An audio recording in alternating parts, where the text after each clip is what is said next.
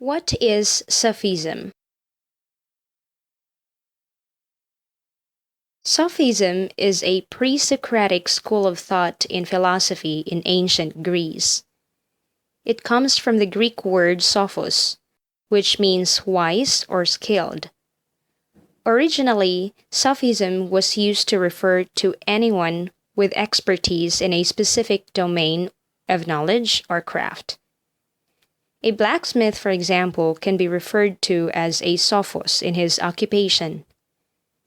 Over time, Sophism came to denote a class of itinerant intellectuals, called the Sophists, who speculated about the nature of language and culture, and who employed rhetoric to achieve their purpose, which is to persuade others.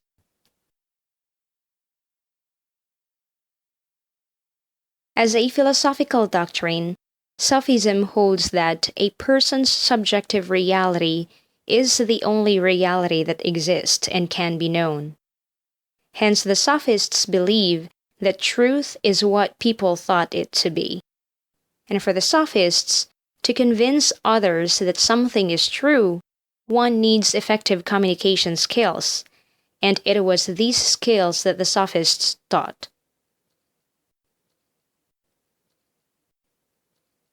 In fact, they believe that anything is true if one can convince someone that it is true. Nothing, they said, is inherently right and wrong, but believing makes it so. For the Sophists, therefore, truth is relative, and thus no single absolute truth was thought to exist.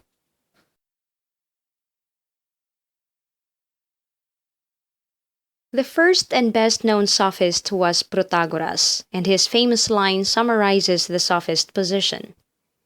It reads, "Man is the measure of all things.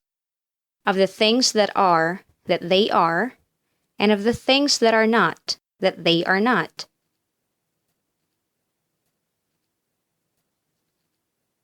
This famous line means several points. First, truth depends on the perceiver rather than on physical reality.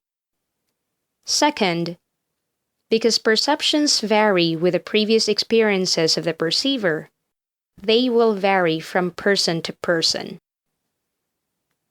Third, what is considered to be true will be in part culturally determined, because one's culture influences one's experiences. And lastly, to understand why a person believes as he or she does, one must understand the person. For Protagoras, therefore, each of the preceding philosophers was presenting his subjective viewpoint rather than the objective truth about physical reality.